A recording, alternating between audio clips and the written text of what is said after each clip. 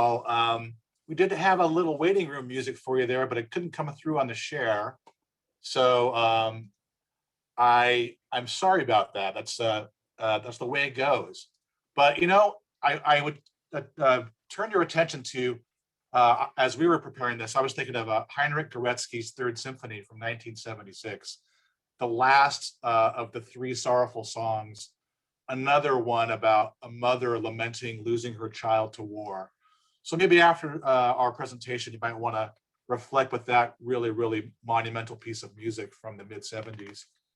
Anyway, I want to welcome you. Good afternoon, and welcome to another in our ongoing series on Conversations on the Catholic Imagination. My name is Michael Murphy, and I direct the Hank Center here at Loyola Chicago. And on behalf of university leadership and on behalf of the Hank family, whose generous gift supports our wide programming and initiatives, I extend an additional layer of a hearty greeting. So grateful for the Hank family. I also want to extend a welcome from our dedicated center staff, Megan Toomey, our center manager, and Kathleen McNutt, who is our graduate student assistant. Megan and Kathleen are most instrumental in preparing and promoting our many events, and I remain grateful for their work. Today's event is called War, Peace, and the Catholic Imagination. It features National Book Award winning novelist Phil Klay,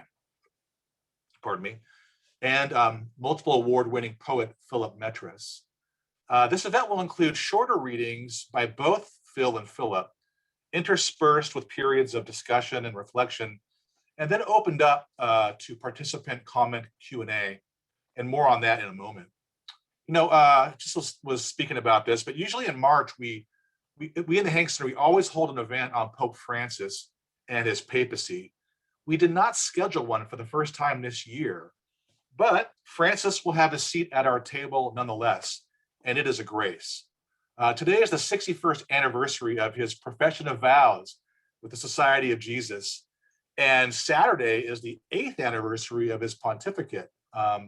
So congratulations, Papa Francesco, you are a blessing to us.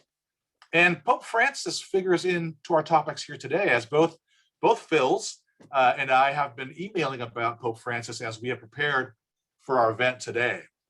Pope Francis is no stranger to war, having had to navigate its more complex contours as Jesuit provincial in Argentina in the 1970s. Francis devotes significant space to war, human conflict, peace, imagination, and reconciliation in his recent encyclical, Fratelli Tutti. He concludes the document with a kind of prayer appeal for all people of goodwill.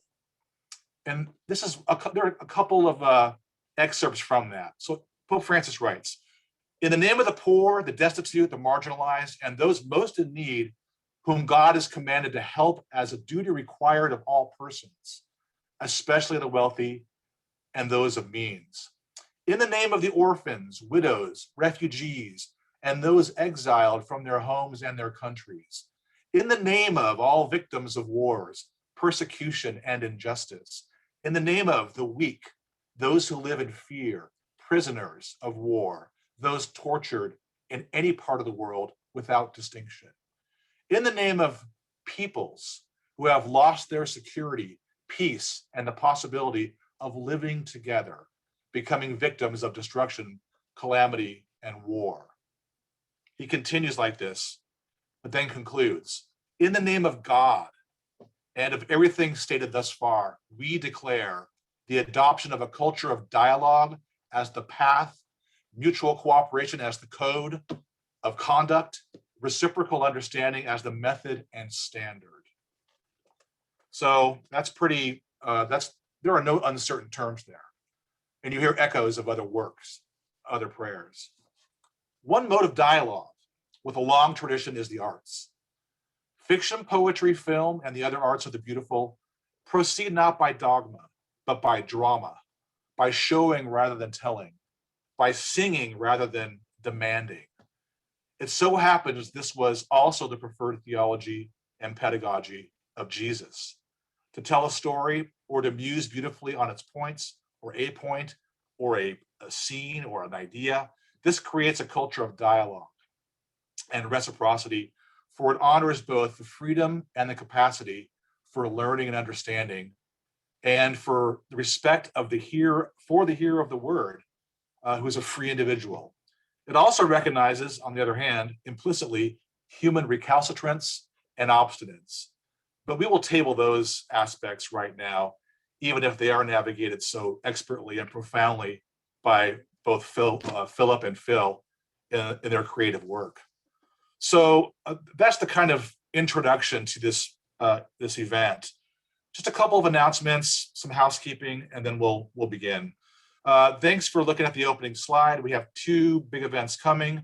March 23rd, the last of our four-part series on Catholic social teaching in Catholic higher education.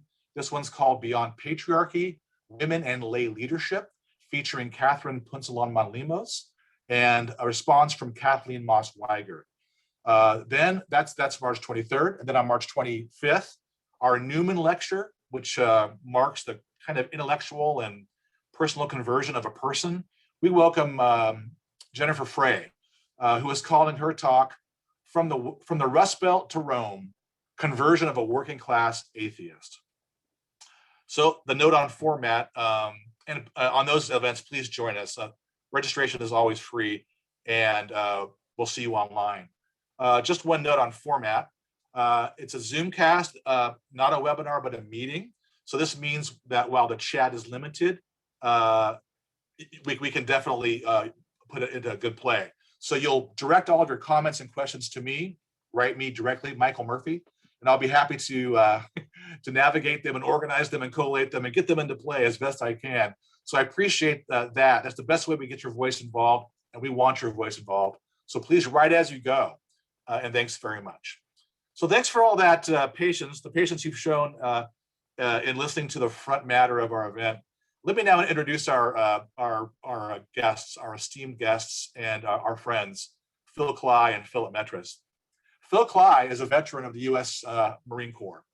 His short story collection, Redeployment, won the 2014 National Book Award for fiction and the National Book Critics Circle John Leonard Prize for Best Debut Work in Any Genre, and was selected as one of the 10 best books of 2014 by the New York Times.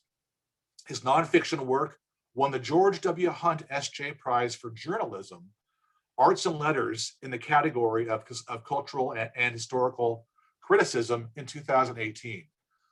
Phil's writing has appeared in the New York Times, the Washington Post, the Wall Street Journal, the Atlantic, the New Yorker, and the Brookings Essay Series, Phil currently teaches fiction at Fairfield University in Connecticut.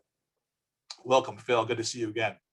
Philip Metris was born in San Diego, California, and grew up in the suburbs of Chicago. He has written numerous books, including Shrapnel Maps, Sand Opera, and The Sound of Listening. A scholar of war literature, Phil wrote the critical study Behind the Lines, War Resistance Poetry on the American Home Front since 1941. Phil is the recipient of many awards, including fellowships from the Guggenheim and Lannan Foundations, an NEA award, and 3 Arab American Book Awards. Philip is professor of English and director of the Peace, Justice, and Human Rights program at John Carroll University in Cleveland, Ohio. So without further ado, please, Phil Klay, the Zoom stage is yours, and thanks again for accepting our invitation. Thank you so much. Good to see you again, even if only virtually, and thanks to everybody who's tuning in. It's a real thrill to be doing this. With Loyola and the Hank Center. Had a really profoundly moving time the last time I was with you guys, and I couldn't be more pleased to be doing this with Philip, who's a poet I've really admired for some time, and whose Shrapnel Maps is just astounding in every way. In terms of the subject matter today, before I get into the quick readings, I sort of think about the challenge I think that a war writer, particularly somebody with a Catholic sensibility, is trying to bring to bear. So, Hopkins tells us that the world is charged with the grandeur of God. But for the war writer, that can be somewhat difficult, right? Joseph Heller's Yossarian's world, right, in Catch-22, is not grand, it's trying to kill him. And Thomas Pynchon's world is a vast but horrifying interconnected web trapping human flies by the tens and hundreds of thousands, where, quote, a million bureaucrats are diligently plotting death, and some of them even know it.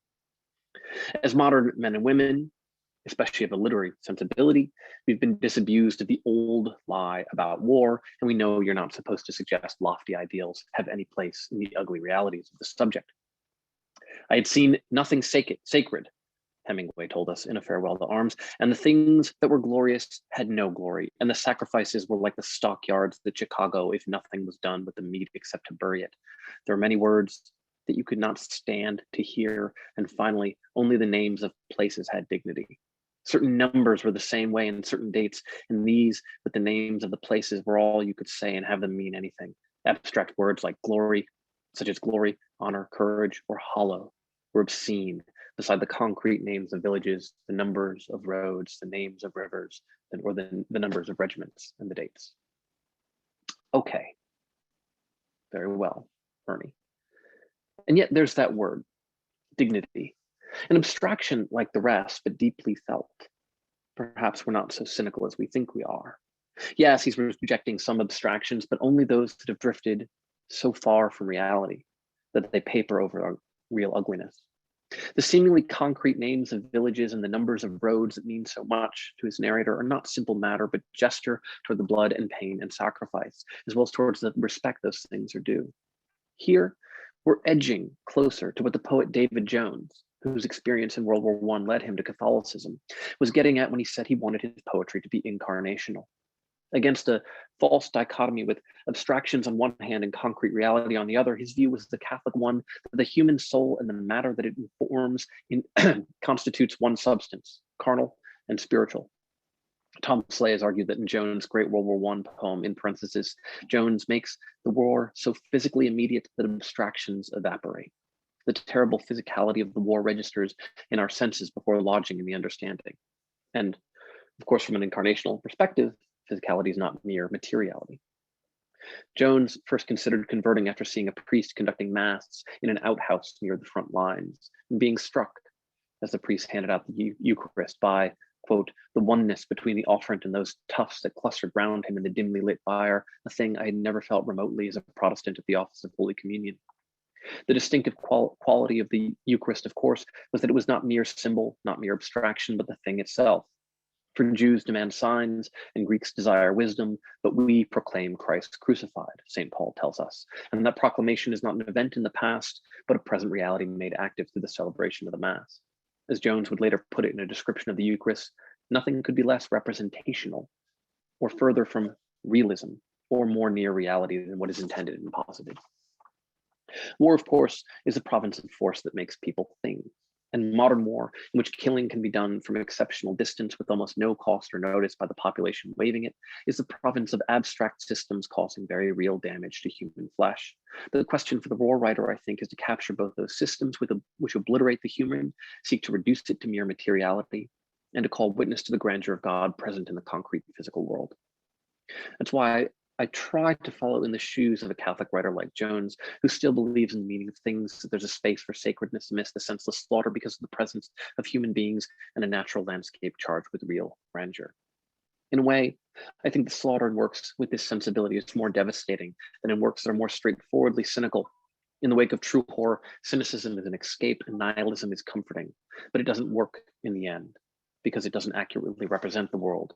Things of real meaning and sacredness are being destroyed.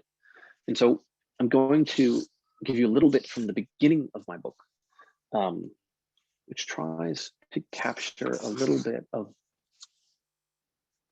what is lost when violence is done. And this is from the perspective of one of the main characters, Adele. It's just the beginning of the book. My town sat on top of a small hill by the side of a river whose banks held only sand. At noon, you had to walk quickly so as not to burn your feet. But when it rained, the river would overflow and turn our central street to mud. All us children would go out slipping and pushing each other, playing in the mud before the sun baked it hard and the wind carried it away as dust. To talk about this part of my life is to talk about another person, like a person in a story, a boy with a father and mother and 3 sisters, one pretty, one smart, and one mean. A grandfather who drank too much and beat everyone at dominoes, a teacher who thought the boy had talent, a priest who thought he was wicked, friends and classmates and enemies and girls he watched with increasing wonder, like Jimena, who had thick curly hair and fair skin and who got pregnant with the baby of one of the local guerrilleros. Most people think that a person is whatever you see before you walking around in bone and meat and blood, but that is an idiocy. Bone and meat and blood just exists, but to exist is not to live. And bone and meat and blood alone is not a person. A person is what happens when there is a family and a town, a place where you are known, where every person who knows you holds a small invisible mirror. And in each mirror, held by friends and family and enemies, is a different reflection. In one mirror, the sweet fat boy I was to my mother. In another, the little imp I was to my father. In another, the irritating brat I was to Gustavo. A person is what happens when you gather all these reflections around a body. So what happens when one by one, the people holding those mirrors are taken from me? It's simple. The person dies. And the bone and meat and blood goes on, walking the earth as if the person still existed, when God and the angels know he doesn't. So that is Abel. And I'm going to give you something from the very end of the book. And this is, there's a character, Juan Pablo, who ends up working in Yemen as a mercenary. And he's been trained in a style of targeting, right? Targeting human beings that he has learned from the Americans, right? As an army officer in Colombia. Over the past 2 decades, America has developed a very sophisticated system for finding and eliminating enemies, right? And the system involves a variety of different parts, and it has some roots in Colombia. It's one of the reasons that that I picked Colombia as a subject of the novel. But to give you an example, in 2004, U.S. Special Operations Command in Iraq is conducting about 12 killer capture missions a month. By 2006, we're in the hundreds, right, in terms of missions that are done. Sometimes there are missions that, one team goes out early in the evening and the intelligence that they gather is being used to send another team out that same night. And the difference in terms of what happened in 2004 and 2006 is not that, say, the Navy SEALs, the Army Rangers, went to the gym and got more buff and, better at doing their job. It's the system which is tying together technologies, direct action units like Navy SEALs or Army Rangers, and all the kind of various different agencies that need to be involved in analyzing and exploiting intelligence and then acting on it. That system became very, very tight, right? And refined. And that system, which is extremely deadly, has been applied around the world and just been taught other people how to do it. And they're doing it in Yemen.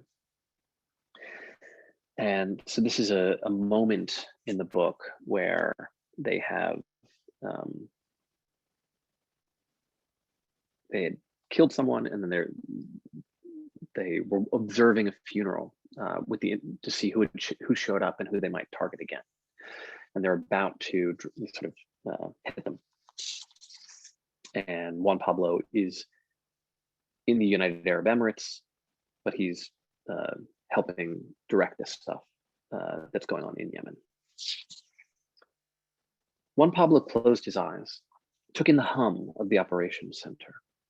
He wondered if the men who were about to die were capable of appreciating everything that went into their deaths. An American mercenary was aiming a laser at the instruction of an American pilot operating a Chinese drone. They were communicating over an encrypted frequency routed through a Canadian aircraft, mounted with Swedish surveillance technology, bounced from repeater hub to the main air-ground tower at their airbase in the empty quarter. The drone pilot, in turn, was communicating with an Emirati fighter pilot in an American aircraft armed with a laser-guided bomb capable of being launched from 9 miles away and 40,000 feet up and still detonating within 10 feet of its target. He heard someone clear the pilot's hot. Was it Jeffy? It didn't matter. He knew, as everyone in the operations center knew, that in another country, miles and miles away from the men of another religion and another way of life, breathed their last. They knew, and the ground team knew, and the pilots knew, but no one else. Then, thousands of feet above the target building, the pilot did nothing more complicated than push a little button. A series of small charges on a rack mounted underneath his plane ignited, blowing away the hooks holding his bomb in place. It wobbled out into the air, awkward, ungainly, a baby bird the size of a car, detached from its parent and plummeting through space, or almost detached. A thin wire trailed behind it, still connected to the jet, unspooling and unspooling and unspooling until there was no more wire left, and it tore itself from its mother. Only then did it open its eyes. A sensor on the nose locked onto the sparkling building, 4 fins at its tail extended outward. It adjusted the angle of its fins, added lift, stability, no longer plummeting. It flew. So many things had to happen for these men to arrive at their deaths. Start with the invention of the internal combustion engine, follow with the development of Europe and the Americas and the rest of the world, creating a ravenous appetite for oil, which created oil rigs and refineries and massive wealth for desert princes. Then global supply chains, trade agreements, secure shipping routes, and the law of the sea. Negotiated arms sales too. Add in the vast edifice of Western science, computing, and radio technology, the space race and the microchip, Silicon Valley and the military-industrial complex, and other subtler developments. American pioneered methods of high-value targeting, the post-9/11 explosion of private military contractors. It took all of the massively complex, interconnected modern world to bring these men to their deaths. It was a shame they were incapable of appreciating it. There we go.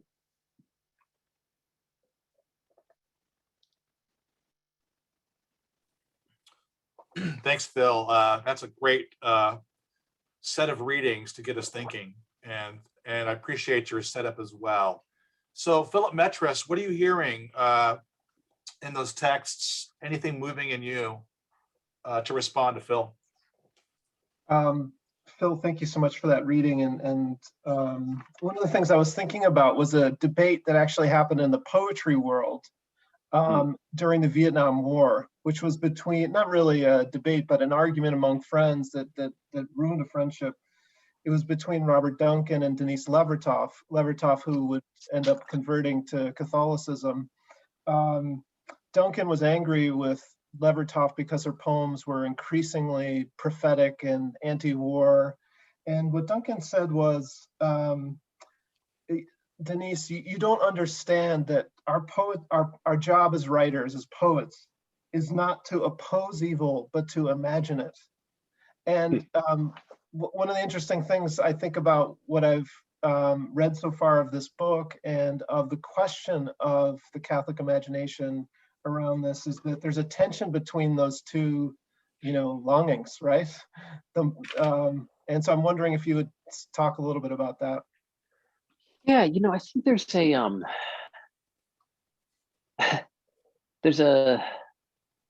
in very good writing, I think there's what Iris Murdoch talked about as like a small c conservative element, which is you're trying to describe the world, right? You're trying to show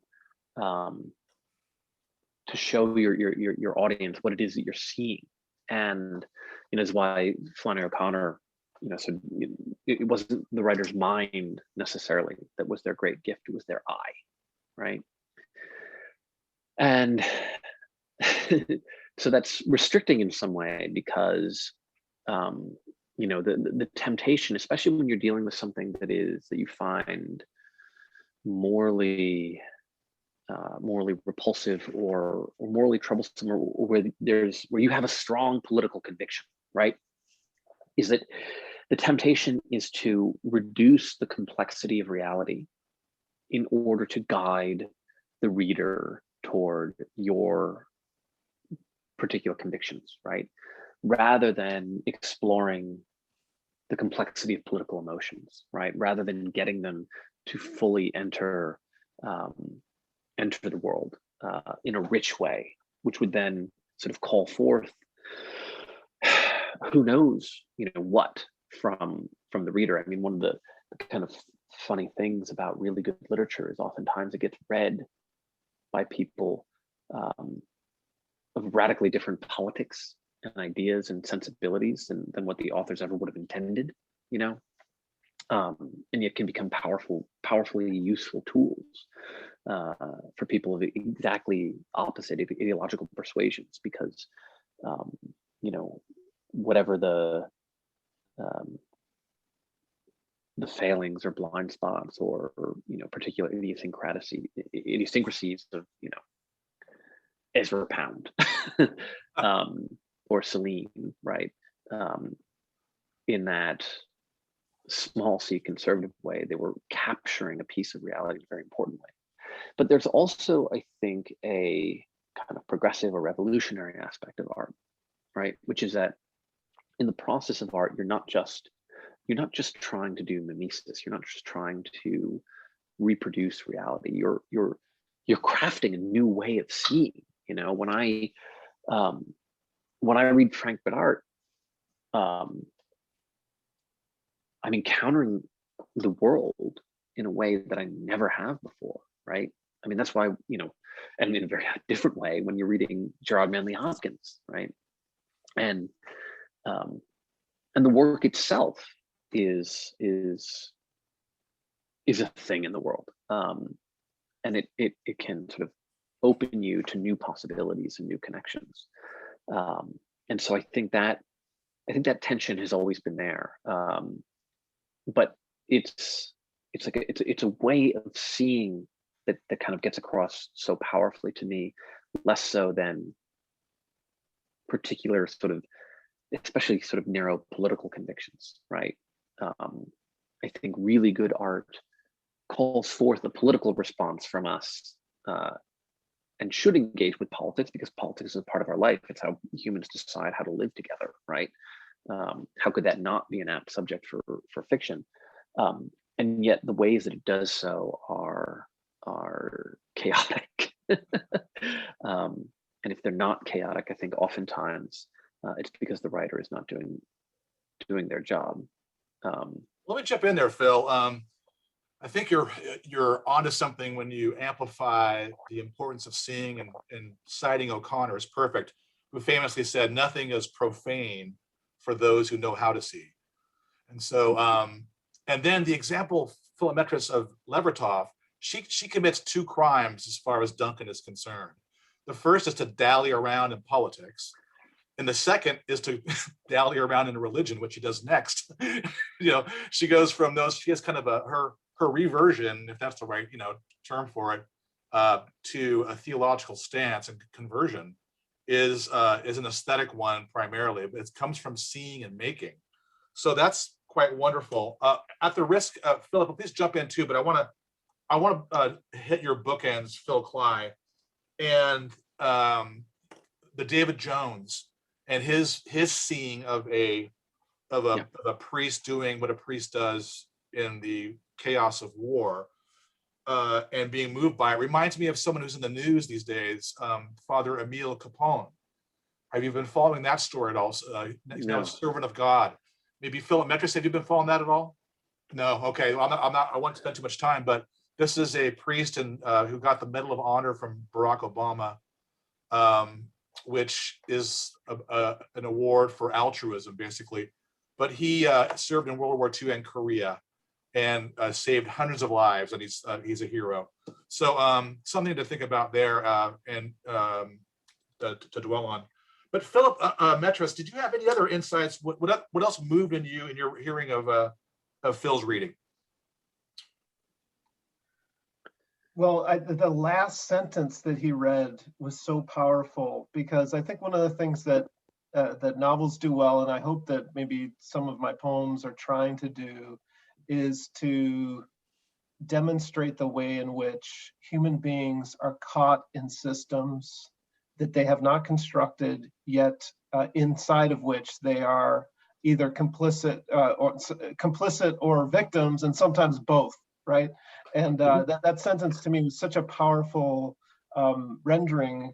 It's too bad that this person couldn't see the system for the, and that goes back to that question of the imagination. I mean, one of the things that strikes me so forcefully is the ingenuity of military means, and that the imagination is not an inherently good thing, because we can see how we've used imagination in all sorts of incredibly perverse ways as well. And so I thought that your work really balanced from the particular to that systemic level kind of analysis. I wonder, and I'm really interested actually in why you chose Colombia more, and your process of research and sort of thinking about those layers of the sacred individual, the dignity of each person, alongside these sort of the profanity of some of the systems in which we find ourselves. Right. Yeah. A variety of reasons. I mean, there's so much cross-pollination between Colombia and the wars in Iraq and Afghanistan, right? So that sort of method of targeting that I talked about, sort of an early version of it was developed in the hunt against Pablo Escobar. Then it gets used in the Balkans, and then from 2004 to 2006, it becomes extremely sophisticated. We build up we build it into an industrial scale system that we're using all over the world. And there's a character in the book who's talking about it. He says, when most people think of a drone strike, right, they think it's kind of creepy, this kind of cold, mechanical, soulless thing killing somebody from miles away. When they think of a team of Navy SEALs going in and doing a raid, they think of it's cool, right, and traditionally heroic. But from the perspective of the targeting system, that's just the flathead and the Phillips head screwdriver at the end, right? And that system we have helped other countries with. And starting in the mid 2000s, we helped the Colombians with it, right? We started giving them smart bombs. We started helping them with targeting, and we started killing high-ranking members of these two different main guerrilla groups, right? And so at the same time, you have special forces units. So if you look at a unit like 7th Group, right, which is the U.S. military special forces unit that was designed to focus on Latin America, right? Spanish speaking, they used to call it the Puerto Rican Mafia. And then it diversified. But they have done deployment after deployment after deployment to Afghanistan. The two last American soldiers to die in Afghanistan were from 7th Group, and one of them had deployed 10 times in as many years, right? And so there were units that were going time and time again to Afghanistan, but then also going to Colombia and working with the Colombian military. And so it just seemed like this very interesting way to look at the ways in which, there's a kind of, the beginning begins with a kind of organic community, right? He's talking about the ways that a person is a reflection of this sort of community he's grown up with, right? And that is this organic thing that develops out of the bonds between people. But whereas the sort of systems of warfare also kind of proliferate and cross-pollinate in a way that seems not organic, right? But more like a kind of dead mechanical reproduction. And then sort of impacts with those sort of local organic things. And, I wanted to have, in terms of the way the book is structured, there's Abel, who you sort of see is kind of closest to the ground of this one region that's going to be profoundly affected by these changes happening at higher levels. There's a Colombian character who, is in the Colombian military, who, is sort of looking at the Colombian military's interests in this region. There's an American character who's in the special forces, and he, is going to kind of like looking at it from another degree of distance. And then there's a journalist who ultimately is going to try and sort of figure out how all these pieces fit together. And so they're sort of at different levels of distance, and each of them have kind of problems with the institutions that they're a part of. And so they're kind of involved in institutional fights about, what the purpose of special forces is and whether it's lost its way as it's been doing all these extremely violent missions in Afghanistan, and so on. And then to see the way these kind of institutional structures maneuver these people together in the final third of the novel is kind of basically the idea of it. I think it's a masterly structure that you've imagined and you've sustained, Phil. And on the points of, and you're really, you give no truck to simple answers. You capture the complexities of, wow, I mean, there's so much, it's so global, but there's always like these players. In Colombia, there's the narco terrorists, there's FARC, there's guerrillas, there's, 1 week you're on this side, the next week you're on that side. And the people always who lose are the people. And so people like Alma and people like Abel is, he has his humanity stolen from him. And I think that your meditation on what a person is really a tour de force. That's a beautiful part of the book, and there's so many beautiful parts. Sarah's character at the end there, a student, she observes, left and right long ago collapsed into each other. This is what capital does, so, and I think there's this character in this book is this kind of neoliberalism that is boiling and moving everything. On the one hand, our politics are riven by neoliberalism. On the one hand, we have the humiliated on the one hand and the hubristic on the other. And there's just something nasty going on there. But then Sarah says, "I'm done with human rights." And her friend says, "Are you going to finish the class?" "Oh yeah, I'll finish the class, on Zoom. But I'm done. I'm just like, oh my God." So any thought on that, Phil? So so she's a kind of radical student who. So one of the characters so Juan Pablo's daughter ends up getting involved in human rights work in Abel's region, right? And Juan Pablo is very skeptical about this, and I mean, part of that is I'm a parent. My wife and I had 3 kids while I was working on this book, putting it out. And I was definitely thinking about fatherhood, and Juan Pablo is kind of trying to like shape and control his daughter and the ideas that she's going to have in the world, and she's not really taking the lessons in the way that he hoped. And they get involved in working with this human rights organization, but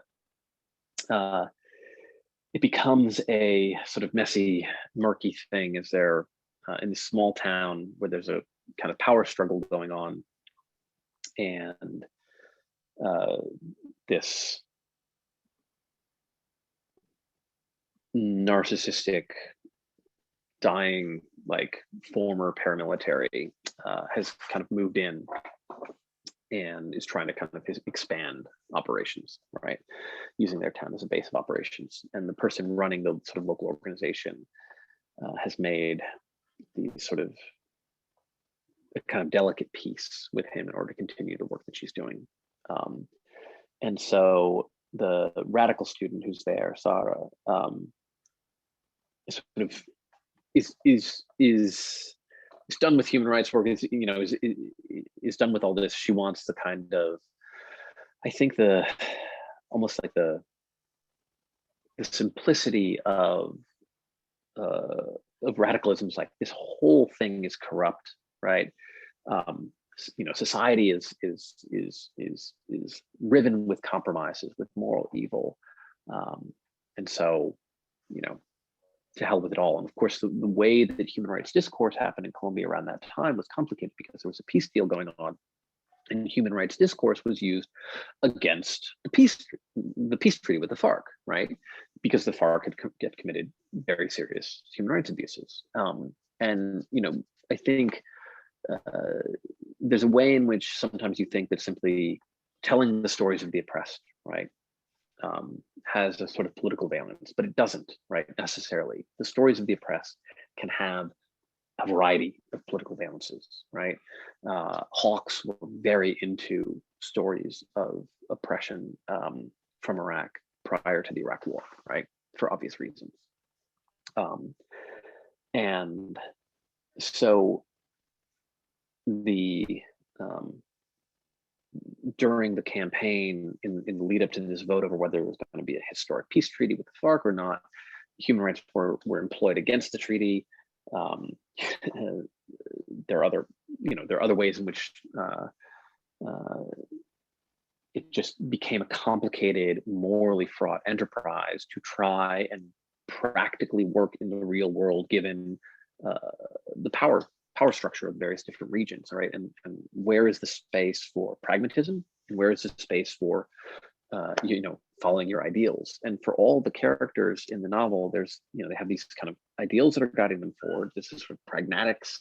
There's their careers often that get involved, and the Sarah character ultimately has taken steps that resulted in somebody's death, and at the end she sort of repudiates everything, but is also not so interested in looking at the wreckage left behind by what she's done. Yeah, that's great. Phil Metris, anything to add there? I'm going to talk for just a moment about the Northern Ireland peace deal, and precisely the tension between creating a political solution or political process. The Good Friday Accord was in direct conflict with the rights and needs of victims, and this is one of the most painful things about any peace process, is that there are many people whose lives are never restored, for whom justice is never served, and they become sort of sacrifices to a larger, the hope for a larger peace, where guns are not, going to solve everything. So. Right. Well, one of the people I was thinking about, because in the book, there's this tension between sort of society moving forward, reconciliation, peace, and then, justice is this other thing, right? And there's a character who explicitly says, that she's interested in mercy, and mercy is always an injustice, right? Because if somebody deserves forgiveness, if they deserve reconciliation, then giving it to them isn't mercy; it's just justice. And so there's Jean-Marie was a survivor of Auschwitz. He was tortured by the Gestapo, then sent to Auschwitz, and survived. And he has this very powerful set of reflections on that experience. And one of them is called Resentment, where he begins his essay talking about how sometimes, writing in the 1960s, I'll go through a thriving land, right? Where statistics will tell you the average man and woman is doing quite well, and the resentment that he feels. And of course, the resentment that he feels is because he's going through West Germany. And he wants, and he writes the essay to justify his feeling of resentment, which, ethicists and psychologists alike have condemned. He knows that holding on to his resentments, he says, it nails every one of us on the cross of his ruined past. But because there'd been no justice, he wants time to stop until, he wants there to be no reconciliation until the entire nation wanted what had happened to have not happened as much as he wanted it to have not happened, right? And he says, what happened, happened. This sentence is just as true as it is hostile to morals and intellect, right? And he wanted a revolt against reality, a moral turning back of the clock. He says, only I know, right, what I suffered, right? Not Waj, the SS man who beat me every day, and not society, which cares only about its continued existence, right? And he rejects reconciliation. He rejects atonement as having, quote, only theological meaning, right? And I think it's a powerful moral complaint, but it's also societally, it's a dead end, right? And it's not a and you know, I think a lot about this sort of his discussion of reconciliation, of redemption and atonement as having only theological meaning in that regard, right? Because what do you do with people who have suffered the sorts of things that he did, right? What would, redress even begin to look like, right? In the wake of that kind of horror, right? And that kind of horror multiplied out, by the millions. And yet, of course, the demand for society to stop moving is its own kind of moral horror. When I was thank you, Phil. When I was a younger teacher, I met a dentist named Dr. Rene Molo of blessed memory, and he was a Holocaust survivor. He's now passed, but he decided he came and shared his story at my class with my classes when I was a young teacher. And the kind of hope-filled, starry-eyed young suburban kids would say, after he presented, he's a dentist, so you imagine what he did, what his job was. He had to extract the gold from teeth and all that stuff from corpses. And the kids would ask him, well, have you forgiven the Germans? And I think every time I just would, the spirit was moving in me in my own way, but it was, I said, I am allergic to Germans. And they would just writhe in their chair because it doesn't fit their narrative of, reconciliation. And so Philip Metris is about to lead us on, and Philip Metris lives in these zones in shrapnel maps, which is a beautifully designed book. But before we turn to Philip Metris, can we,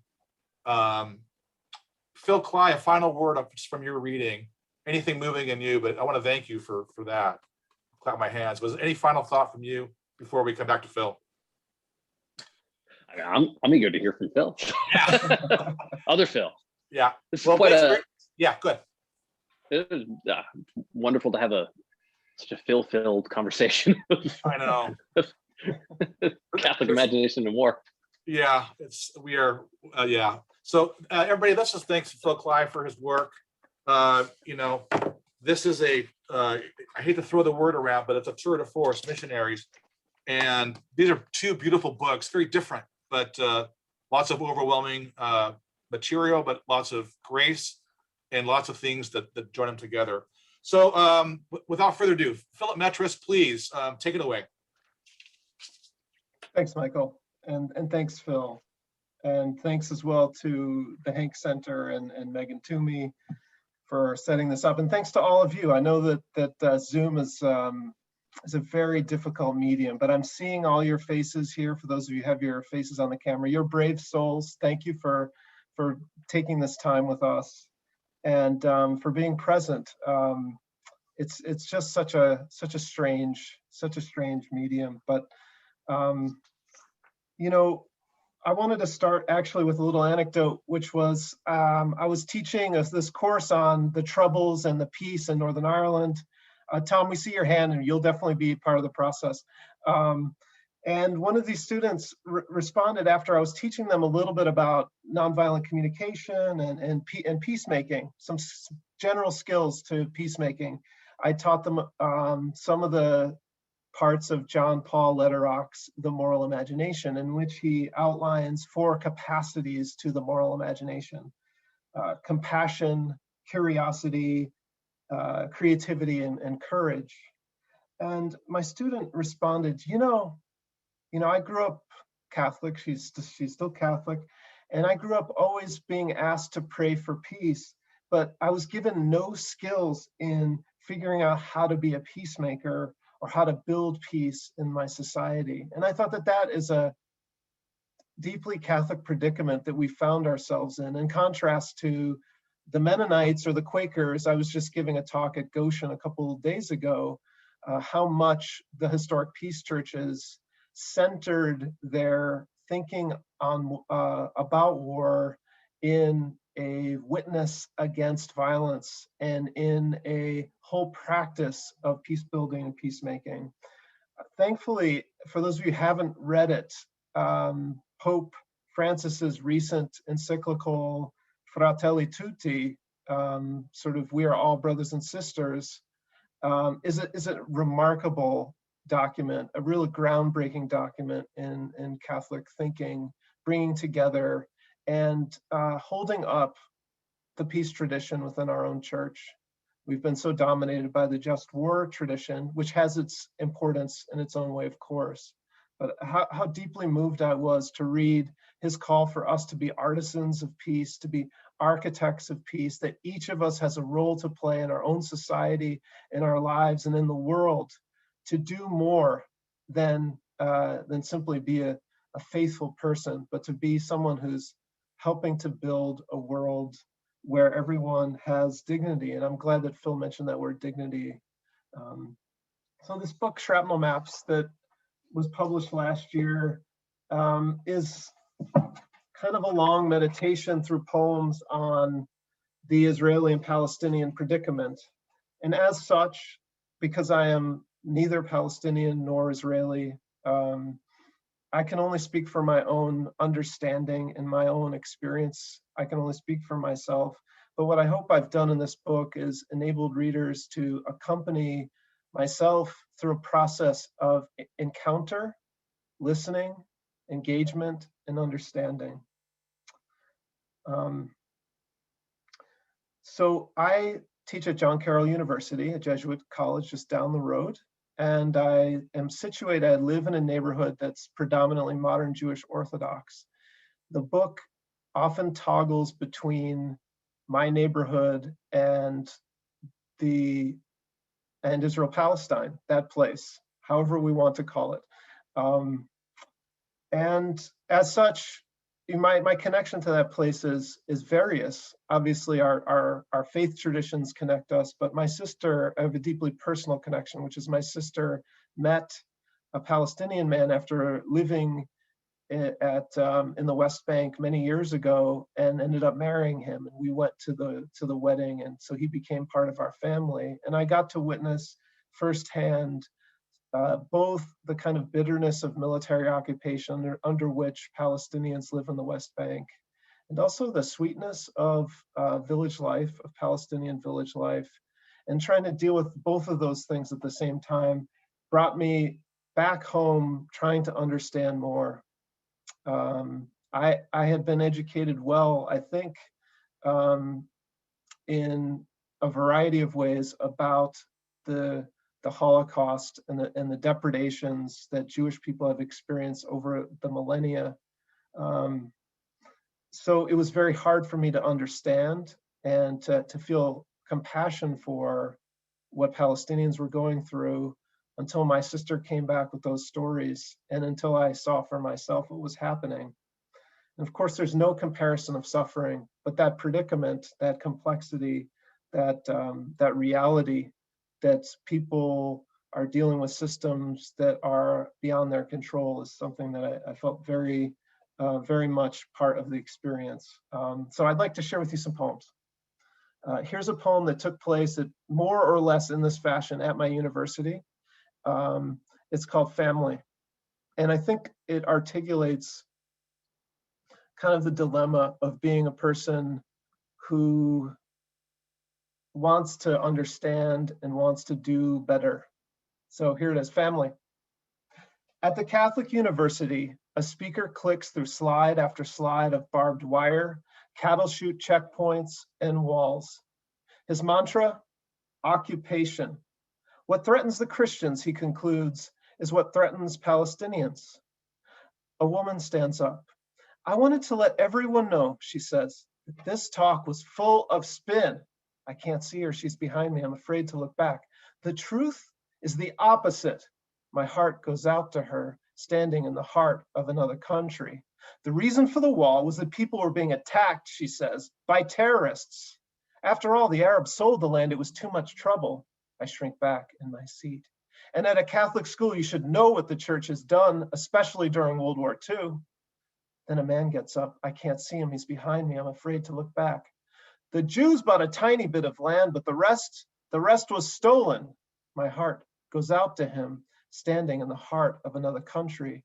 But, he says, they did not buy everything, even if they buy Congress. I shrink again. She says, you have 14 Arab countries. Can't we have just one? They should take you in. He says, but this is our land. Why should we have to leave? Because Europe took it from us? That is why we fight. What about peace? Someone mumbles. He says, how can you negotiate over a pizza when one side continues to eat? She says, how can you negotiate over a pizza when one side's trying to stab you with knives? It goes on like this for a long time. Years, decades, generations. I sit like a child at the table, watch parents grip utensils, spit words like shrapnel. I hate how I love them. Ashamed, I look down, unable to bury the hot metal.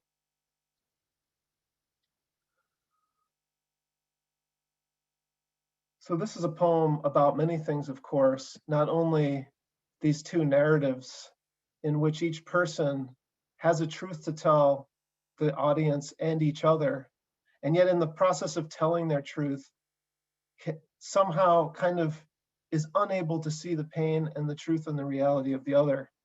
And of course, the third person is myself, and I felt this so many times, caught in a situation of frozenness, of inability to know how to proceed. And I wish, of course, when this happened, more or less in this fashion, that I had welcomed each person, who was, in some sense, a stranger in that space, who probably didn't feel at home, probably felt that they were the only person.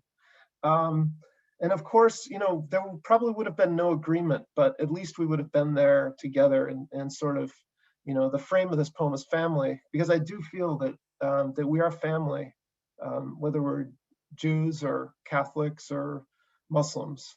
And that doesn't make it any easier, as Phil's character is named, Abel. It's Abel, like even in the Bible, brothers kill brothers. So one of the things I want to do in this book is move past this kind of complexity, or move past this set of frozenness, and also try to elevate some people who've done acts of moral courage, who've stood in solidarity with people. And one of them is an amazing man by the name of Rabbi Arik Osherman. And I'd like to share an image of him so you can see him in action. Just give me 1 second here. That's the book. That's my sister at our wedding. That's me. It's a little bit from that's my neighborhood. This is the reality that woman was articulating. And this is the reality that Palestinian man was articulating. And this is our brave man, Rabbi Arik Osherman. This is based on an interview that he gave. I sort of borrowed, remixed, and made this into a bit of a sonnet. It's called According to this Midrash for Rabbi Arik Osherman. The Midrash says, when Hagar and Ishmael are banished into the desert, before God builds a well, the angels cry, what are you doing? Don't you know the Suris, the Jewish people, are going to suffer at the hands of the children of Ishmael? And God, according to this Midrash, says, right now, in front of me, there's a child. Right now, this child is innocent. Look, I know some Palestinians would want to kill me and my children. I know some Israelis do not see Palestinians as human and use the law to keep us separate. But when I visit Palestinians, they waken their children to meet us in the caves where they live after their house was demolished. We sit on packed suitcases as they serve me tea. Their son, who'd been tied to a windshield by the army, and the man in a kippah who'd come to his aid. And I wanted to show a video as well. Is this visible? Phil and Michael, can you see this? Okay, good, thank you. So in the West Bank during the 2000s, Israel built a separation barrier between itself and Palestinian territories. However, this wall was often built on Palestinian land and divided Palestinian communities from each other, from their own land, and from their olive groves.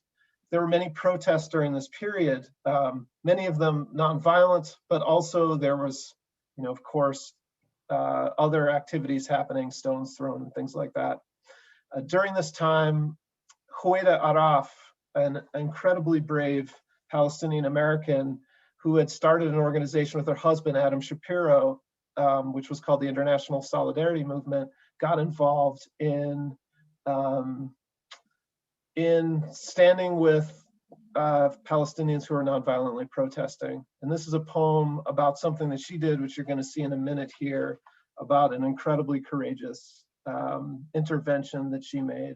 It's called The Dance of the Activist and the Typist for Huwaida Araf. She inserts the inked ribbon of herself between the black roller of history and the alphabetic metal legs of that inverted insect. Rifles thrash the air, the targets scatter. She can't help it. Something in her grows each time she turns to face the rifle.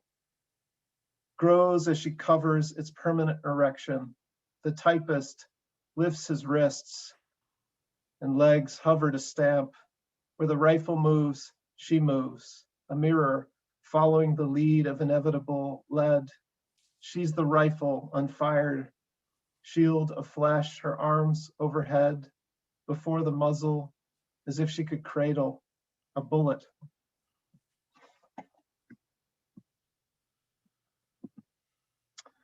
I think I have time for one more poem. There's so much to say, there's so much to share, but I don't want to give you too much to chew on.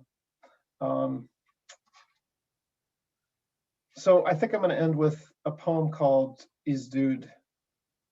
Izdud was a village that was destroyed in 1948 alongside hundreds of other villages when Palestinians fled or were expelled during the violence that blew up from November of 1947 through the declaration of the State of Israel in 1948 until the armistice. There were 700,000 Palestinians who were made refugees. Many of them not only lost their houses and their country, but they lost any opportunity to ever return. My friend Fadi Judah is a Palestinian American, and his email was Izdud, and I won't tell you the rest, but Izdud at something something. And I said, what is Izdud? I didn't know. And he said, that's the village that my parents were expelled from. And so learning that and learning a little bit more about that history of what happened, the Nakba, as Palestinians call it, in 1947 and 48, gave me a renewed appreciation for the trauma at the heart of the Palestinian story. So this is a poem which celebrates his beautiful poems, his dervish-like poems. By the way, Mahmoud Darwish, the famous Palestinian poet, Darwish is actually the Arabic word for dervish, as you know, spinning. And Fadi is a wonderful translator of Darwish. So the last thing that's referenced in this poem is that there are images you can find online of an old refugee having the opportunity to visit the place he came from, and all that's left there are ruins. So Izdud for Fadi Judah. Dear descendant of the disappeared, you ascend the pillar of your own air, spin and span whole abysses, with lines translating there to here and here to where wind winds in dry wadis, hoists sea in handful after invisible handful. Izdud now, an email address, and digital image of branches through windows within school ruins. A refugee points with his cane to what he only can see. You argue against the argument against yourself, you yourself make and home in. Kiss my blind eyes clear, close keyholes with opening, homeland, you cradle in vowels what was not never yours. I'll hold it here till you return. Thanks, everybody.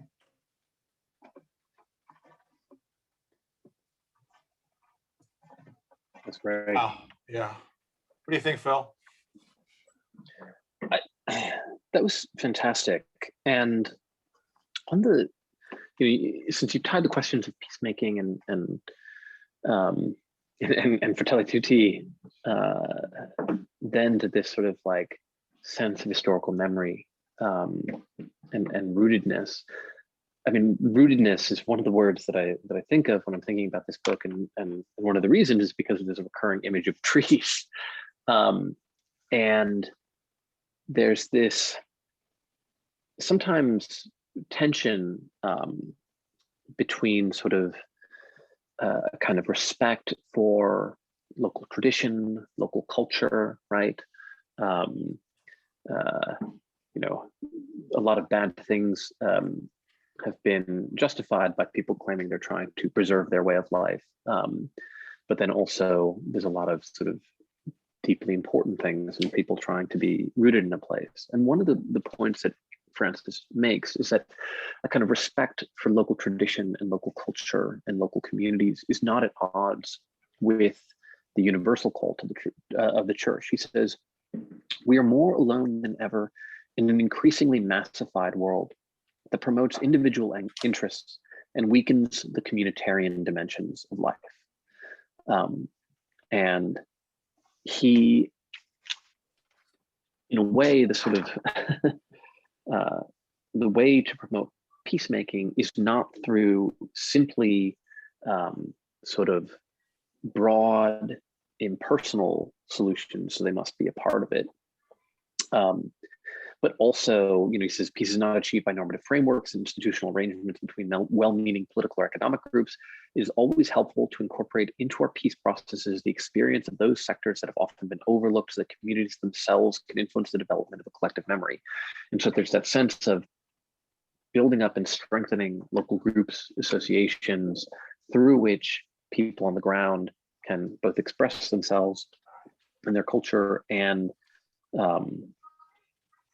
have some degree of power. And there's a moment in the book where, this is from one of the poems, he passed an olive tree necklace to you saying, a country is more important than one person. You'd carry its quandary 10 years around your wandering. And now this country draws you the way olive roots welcome far water. And I wondered if you could talk a little bit about not just that sort of tension between the local and the universal, but also the tension between multiple local traditions and cultures, because of course part of the problem here is there are multiple communities with roots in the same soil. Thanks, Phil. It's wonderfully put. I mean, one answer to this conundrum, or one place to look, is that at how communities there and how people, not only like Rabbi Eric Osherman, who are engaging in sort of, I don't know, quite spectacular acts of courage, but also local groups. That there's a sort of settler community that had some particularly visionary members and began to be in relationship, in a sort of proactive relationship with their Palestinian neighbors in ways that weren't, that were very intentional and about trying to overcome what they recognized was a situation of not only deep division, but of an unhealthy sort of relationship. And so that's one place that we can look on the ground, as Pope Francis says, to communities that are doing that work. There's always a tension between the local and the universal, or the local and the national, and this is not only our own tradition. I mean, it's so interesting, right? Catholicism is not really a tradition anchored in roots, in place, the way that Judaism is. I mean, just as an observation, right? That there was an attempt sort of early on to make it a universal faith. So, I can't speak in any, I don't know, nuance to this question of, within Judaism, the questions about whether or not one's faith is, are we appealing to sort of like a local or universal sensibility of how we are to be in the world? All those questions are certainly around the questions of the state of Israel, of course. What does it mean to, to have a religious state in this way? Yeah, I mean, Palestinians would say that, we belong. We're part of the soil. We've been here for hundreds, thousands of years, and Israelis would say, but we've returned. We've had a long time away, and we've returned. Palestinians would say, no, that's this is just a kind of colonialism, and Israelis and Jews would say that's unfair. That doesn't articulate our reality, and we'll go around that carousel, and I can't answer, or it's not my job to say what the reality is. All that I can see is two peoples whose histories and narratives have told them that the world is against them, and that their situation of precarity needs to be responded to with not only perseverance but strength, and that's a really difficult situation. But it's not unique in the world. This exact same dynamic has been in there in Northern Ireland. In some ways, it was there in South Africa and elsewhere. I don't know if that answers your question at all, but yeah. And so then, what is the what is the responsibility for the poet then? yeah. And that's a question I can answer. Yeah. Well, I felt like it wasn't my job to write a book of advocacy or social justice, although I'm sure some people might read it that way. I think that the book is trying to illuminate the ways in which there are serious power differentials, between, the parties involved. But I thought my job was to abide with, and to try as best I could to encounter the voices that I researched and talked with and imagined, in ways that might help us all come to not simply a complicated understanding, but an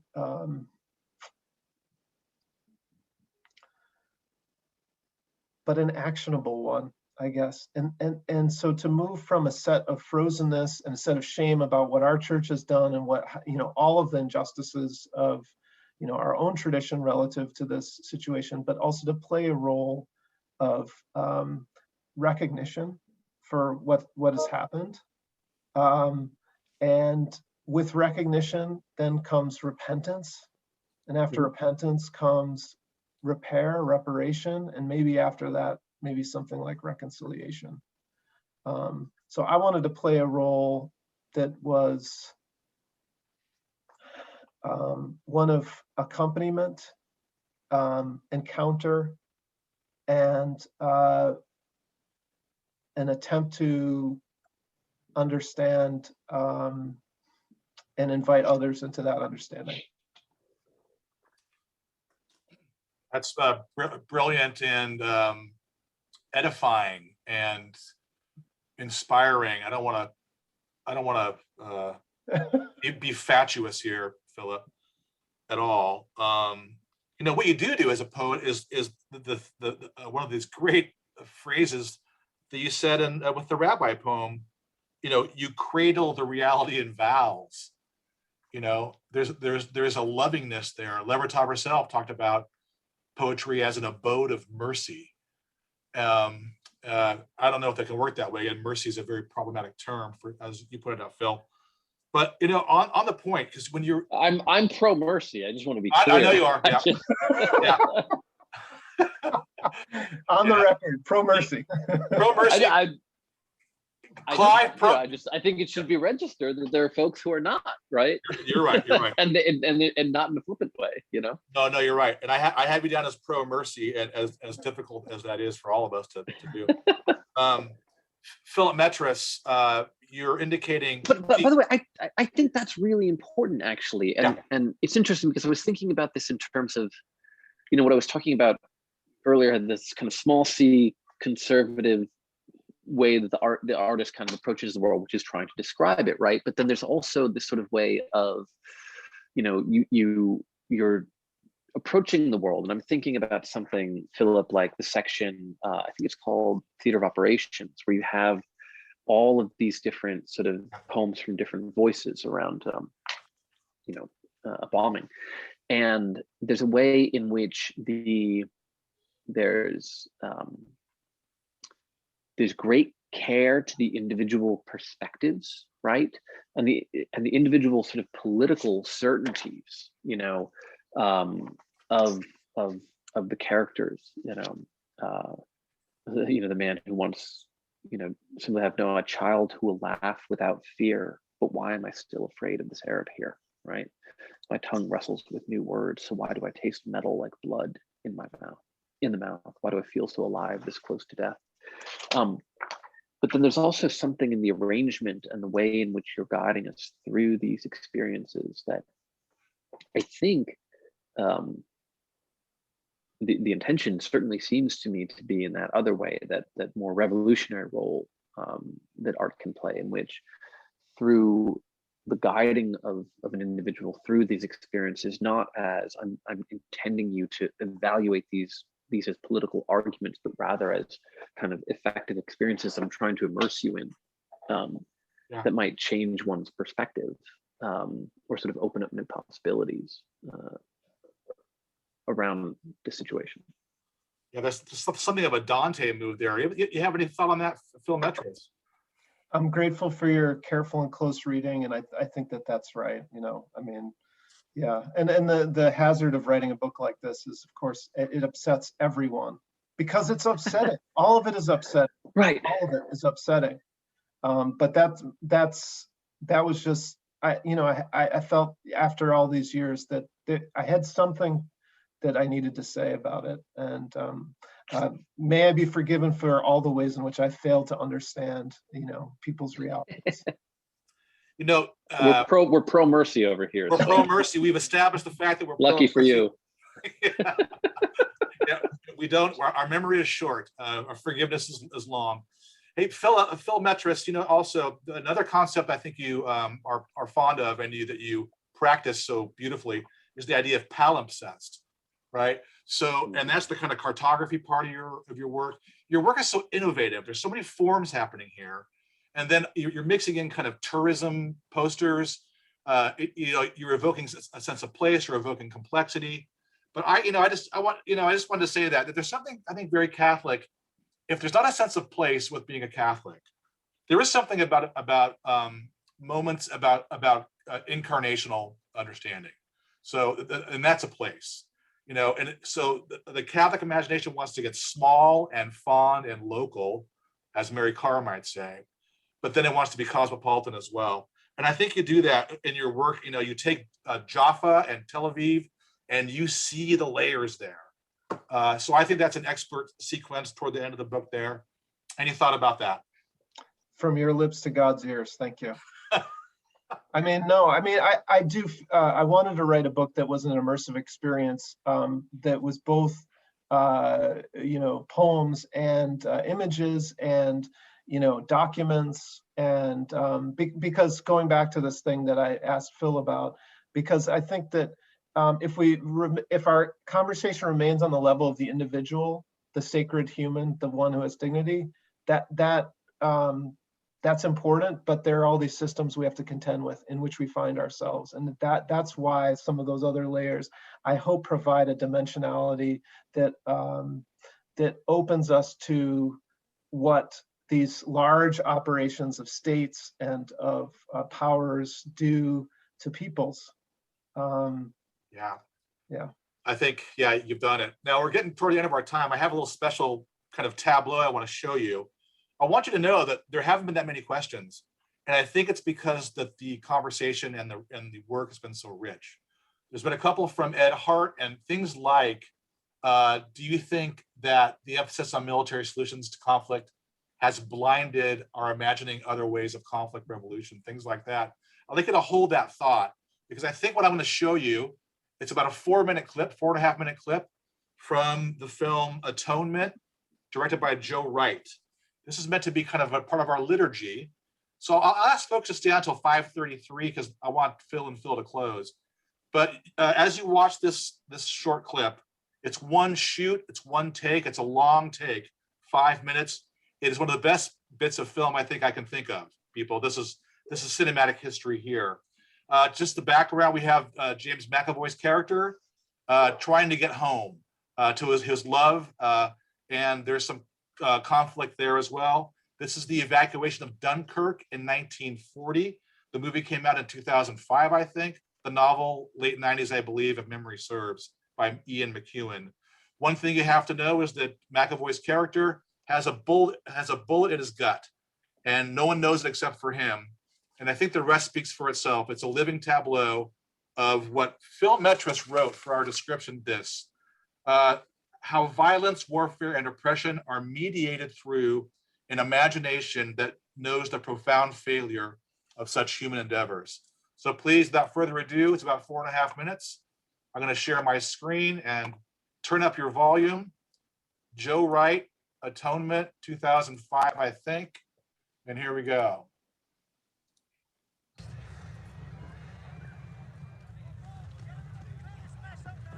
Just arrived, sir. Can you tell us what we're supposed to be doing? Nothing, just wait. Where are the ships? A few men in yesterday, Luftwaffe blew them to buggery. Lost 3,000 men when they sank Lancaster. High Command, in his infinite wisdom, is denying us air cover. Disgrace.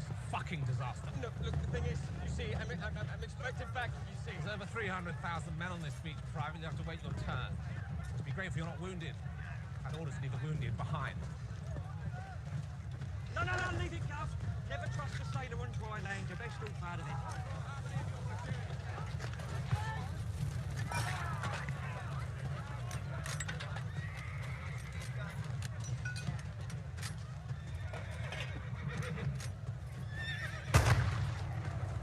That's not right.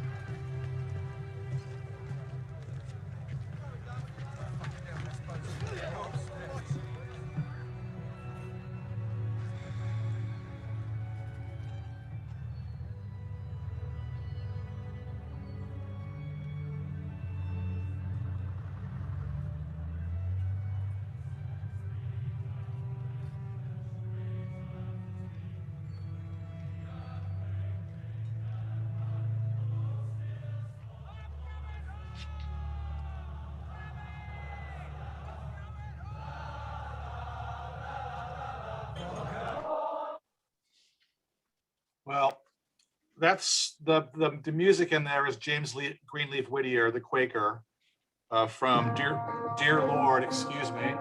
After finishing the last Bond movie, I wanted to try and find something that I've never. Sorry about that. That's the that is the teacher's foe. Anyway, to conclude, sorry about that. It's James Greenleaf Whittier's piece, Dear Lord, Father of Mankind, very male, obviously, and the ironies are manifold. The beauty of thy peace in the middle of that carnival-like carnage. But what just to wrap, any final thoughts just on everything we've been through today? And Phil Klay, you first, please. This has been really lovely. It's funny thinking of the quick clip. I'm thinking about a bit from Ford Madox Ford's Parade's End, where one character says, "Beastly war, this beastly war," and the main character, it's an encouraging sight. As he's looking at it, soldiers going off to the front. He says, the beastliness of human nature is always pretty normal. We lie and cheat and steal in war as well as in peace. But here you've got, hundreds of thousands of men marching towards some place that they don't want to go. They desperately don't want to go, and they're going. And of course, it's towards a senseless slaughter in that book. But I think there's something sort of profoundly powerful and human that you can see in war, and tremendously inspiring as well.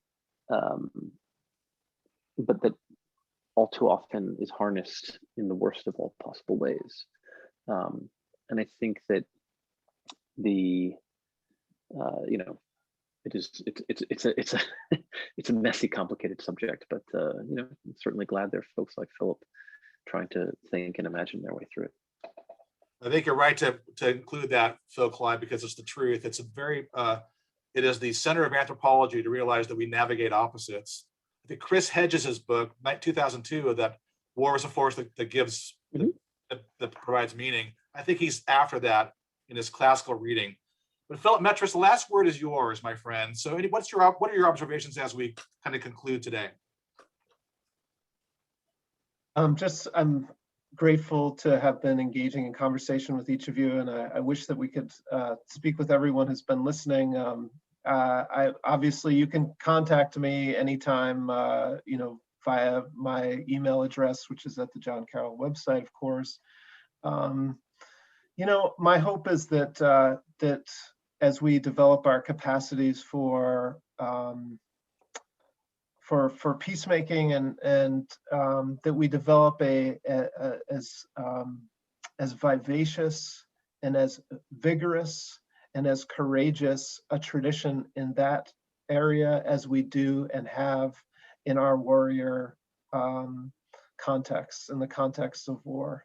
I mean, I think that's where my hope is that we can grow as people, as Catholics, and maybe as a species, to find ways to find the moral equivalent of war, as William James once called it, where men see men